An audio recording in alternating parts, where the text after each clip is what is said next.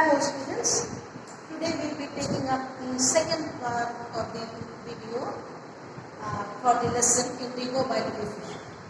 In the first part I told you how Louis Fisher wrote the book The Life of Mahatma Gandhi, where he travelled along with Mahatma Gandhi to different places. This particular excerpt was taken to discuss about the Champaran episode where Gandhiji started the first non-obedience movement.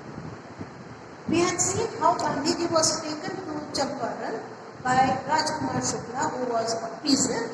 Like any other peasant, he was emancipated and he had an ardent desire to take Mahatma Gandhi because someone from his village had told that there was a Mahatma who was going to solve his problems. So he was very stubborn and he took Gandhiji with him. First they reached Patna where they stayed at Dr. Rajendra Prasad's house. Then they went to Muzaffarpur where he was received by J.B. Kripalani and stayed in the house of Professor Malkani. Then the journey started where he had, in Muzaffarpur he had discussed with the lawyers. In Muzaffarpur when he called the lawyers to Malkani's house, he asked what actually the problem was and what was the proceedings. The lawyers told him that the peasants who were the tenants in the landlord's fields, they had to plant indigo in the 15% of the land and they had to give the crop to the Britishers. Now the Britishers came to know that synthetic indigo has been produced in Germany. So they would not be able to use that land for growing indigo, which would be very, very costly because natural indigo is far more costly than the synthetic indigo. So they proposed that anyone who wants to be free of this arrangement or the contract, they will have to pay the money. Now, some of the farmers who did not know about this synthetic indigo, they paid the money and they were free of that 15% agreement. But some of the farmers who later came to know about the synthetic indigo, they wanted their land to be free but without paying the money. They thought that it was unfair to charge money for freeing their lands for cultivation. Now, all the lawyers, they told that they were charging fee from the peasants to present their case in the court. Gandhiji chided them. He told that how could you charge money from our own people? He said that it is useless to go to the court. You must free these peasants from the fear. If you free these peasants from the fear, they are going to be free themselves. So he told the lawyers not to fight the case in the court. Now, Gandhiji arrived in Champaran. Now he was trying to get the facts. First he visited the secretary of the British Landlords Association. But he was such a man that he said that he was not going to disclose any information to the outside. Although Gandhiji said that he was not an outsider, but he did not accept it and he said that he was not going to accept it. Then he went to the British official commissioner of the Tirhut division. Tirhut is Mithila, okay, which is in the Champaran district, in which the Champaran district is there. It is called the Tirhut division. When he went there, the commissioner, his started bullying Gandhiji. He asked him to leave Tirupati immediately. But Gandhiji did not leave. He was very confident that he was going to solve the problem. He was very stubborn. Instead, he went to Motihari, which was the capital of Champaran. And when he went to Motihari, there were many lawyers who had gone along with him. All the lawyers who were fighting the case, all the other lawyers who were interested in this case, they all went with Gandhiji to Motihari. And in Motihari, there was a multitude of people. Right? They greeted him. These people who had assembled, they did not know who Gandhiji was, or they did not know what Gandhiji had done in South Africa. But they knew that there was a Mahatma who had come to solve their problem. There was a person who was interested in solving his problem. So he stayed there. He went to a peasant's house and he used it as the headquarters.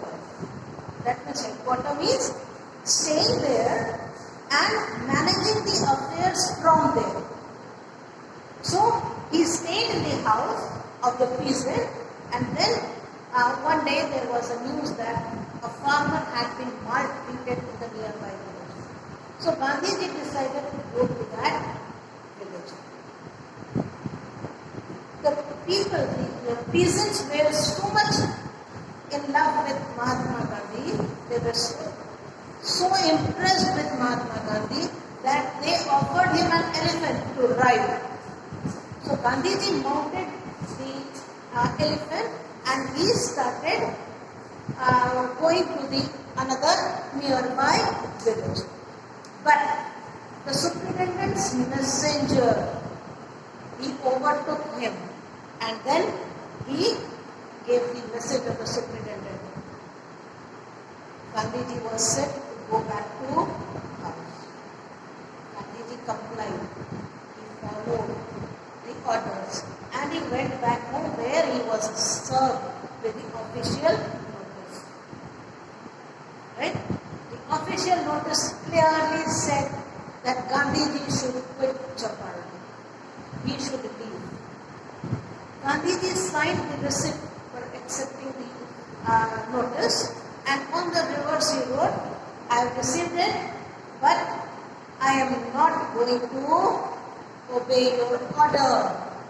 That is, I am not going to leave Champaran. This was the first non-obedience, where he refused to obey the orders of the officials, British officers. So he defied it. He did not follow what the British government wanted it, and then when he did not follow the notice, he was served the summons next day to appear in the court. Now Gandhiji knew that if he appears in the court, there can be any consequence. That is, he can be imprisoned, he can be fined, or he may be taken out of Champaran forcefully. Anything can happen if he appears in the court. So what he did was he telegraphed Dr. Rajendra Prasad to come from Patna with some of his influential friends. And then back in the ashram in Ahmedabad, he sent the instructions, right? And he telegrammed the full report of what was happening in Champaran.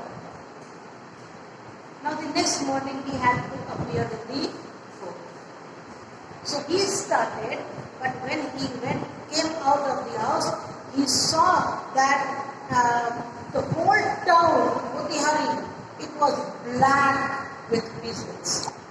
Black with peasants means only the heads, black color hearse could be seen on the roads. The whole city was covered with peasants who had assembled there to see Gandhiji appearing in the court. Right? Now when they had heard that Gandhiji was in trouble, they had all arrived. Now this spontaneous demonstration where the peasants had assembled, it was around the courthouse, and this was the first step of the peasants of being free from the fear of the British. Because they had also assembled there to support Gandhiji. And this was, if they are supporting Gandhiji, this was non-compliance of the orders of the British officers. Now, if this was the non-compliance of the British officers' orders, this was coming out of their shell, coming out of the fear that the peasants had. Now, the officials, they were unable to control the crowd. They were not able to regulate the crowd. And they had to ask the help of Gandhiji to control the crowd. Now, they understood, the Britishers understood the power of Gandhiji. They could not control the crowd, but Gandhiji could. And this is what tells about that the Britishers, they can be challenged by the Indians. Now the government was so surprised, they were so baffled, that they thought that they should postpone the trial and Gandhiji should wait for some days. But Gandhiji did not. He wrote down, he read the statement that he was pleading guilty. He said that he had committed the crime and he was ready to face the consequences. He said it was a conflict of duties. It was not that he wanted to disobey the officials, but it was a conflict of duties. And what was it? It was not the lawbreaker. He said he does not want to set a bad example as a lawbreaker by not obeying the British officials' message or the notice. He didn't want to do that. But on the other hand, he wanted to render the humanitarian and national service for which he had come there. He wanted to be very, very clear that he was not a lawbreaker, but there was a supreme where he had to see that his voice of conscience was satisfied. He didn't want to overrule his voice of conscience, and that is why he wanted to stay there. Now the magistrate was also surprised. He had never faced such kind of cases. So he said that he would produce this sentence. He would pronounce the sentence after 2 hours. But for that 2 hours, for those 120 minutes, Gandhiji had to take the bail. But Gandhiji refused. He said that he would not take the bail. He was ready to face the sentence. So without bail, he was released. And after 2 hours, when the court reconvened, the judge said that he would not deliver the judgment for a few days. And meanwhile, he allowed Gandhiji to be free. He did not give any punishment or any fine to Gandhiji. Instead, he allowed him to be free. Right? Maybe the situation that he saw outside the courthouse, that the sea of people who had assembled there, the peasants who were in favor of Gandhiji, who had assembled, and they could create the chaos. That was what made the judge reserve the judgment. So he reserved the judgment and he said that for few days he is not going to pronounce the judgment. Now, Rajendra Prasad, Braj Kishore Babu, Maulana Mazharul Haq and many other prominent lawyers, they had assembled in Motihari, where they had gone from Bihar. Bihar is the Bihar district, right? And they conferred with Gandhiji. They had a consultation with Gandhiji. What is going to happen? What Gandhiji asked was, if he is sentenced to prison, what are these lawyers going to do? Now, as the lawyers, they thought that they had come to fight the case, and if Gandhiji is arrested, they can't do anything. They would go back to their own houses. So Gandhiji asked, but what about the injustice to the sharecroppers?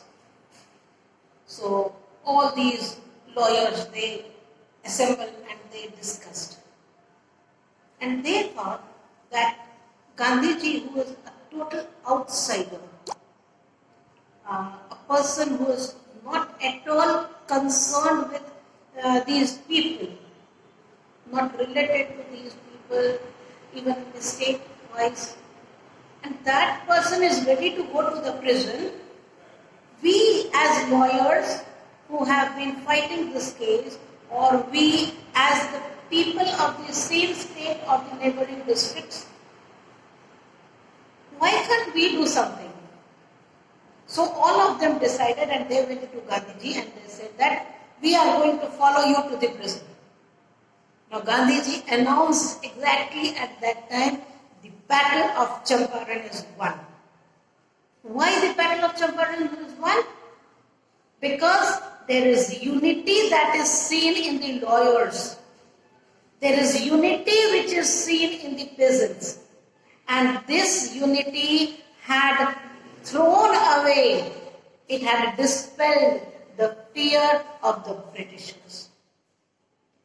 So Gandhiji proclaimed at that time that the war of Champaran, the battle of Champaran is won. Right? Now they waited for several days for the pronouncement of the news, but he received a written communication from the magistrate informing that Gandhiji has to meet the Lieutenant Governor. After being freed from the case, he was released from the case. No case was charged against him. Although Gandhiji had drafted the sequence in which all the other prominent people are going to follow him to jail. If Gandhiji arrested, two of the leaders would lead the struggle and they would give the court arrest. They would be arrested, next two prominent people will lead the people. Right? And in this way, the list was prepared by Gandhiji so that the struggle continues even after many people have court arrested. But now he was freed from the case and now he was going to meet the Lieutenant General, and this was the order that he had received. Now, before going to meet the Lieutenant General Sir Edward Gate, Gandhiji again prepared the same list. He said, if I don't come back, you are going to follow this procedure of giving court arrest. Right? This is the civil disobedience. This is what actually started the civil disobedience movement. Okay? The whole public is disobeying. Not only one person, but the whole public. They are disobeying Gandhiji. Now there were 4 protracted interviews with the Lieutenant Governor, and after those 4 meetings, it was decided that an official commission of inquiry would be set up, and there would be people, right? It would consist of the landlords, the government officials, and Gandhiji as the sole representative of the peasants. See how much faith the peasants had on Gandhiji. He was an outsider for Bihar, but still the peasants trusted him like anything, and they were ready to give the power in the hands of Gandhiji to decide their fate. So Gandhiji was the only Indian. The landlords were Britishers, the officials were Britishers, the government officials, they were Britishers, and Gandhiji was the lone Indian in that meeting. Now in the meeting, all the proof was collected, and the landlords and what they had done, it was all shown to the people. Now, of course, the landlords were wrong in doing everything. So they accepted their fault, which was illegal, right? And they were ready to pay the compensation. Gandhiji asked for 50%. He said, whatever money you have taken from the people who have given you the money to get away from that 15% agreement, you have to pay 50% to those peasants. Don't pay the full money back, give only 50%. Now all these peasants who had given the money, they wanted their money back, but Gandhiji knew that money was not important. So what he did was he proposed only 50% money to be returned. But these landlords and the officials, British officials, they were of the view that they would give only 25%. Because they knew that Gandhiji would never agree to 25%, and this is going to stretch a lot.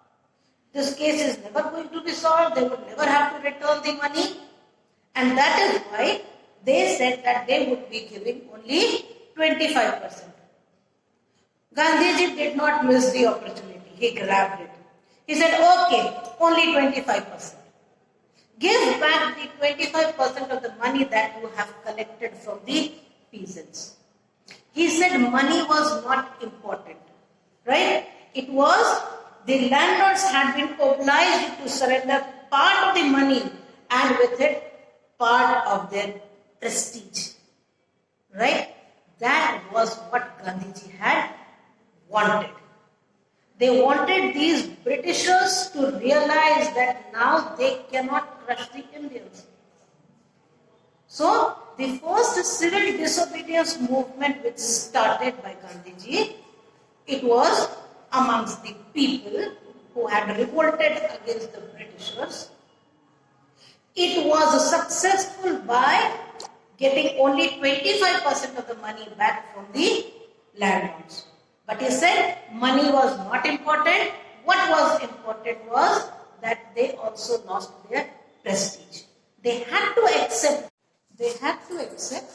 that they were illegally taking the money from the peasants, and that made them bow down before the peasants. So this was the civil disobedience and the Battle of Champaran, which was won with the help of Gandhiji. So from here the episode of Indigo, that is complete. Tomorrow on the next video we will be taking what actually Gandhiji did for the society of the people. Okay, thank you.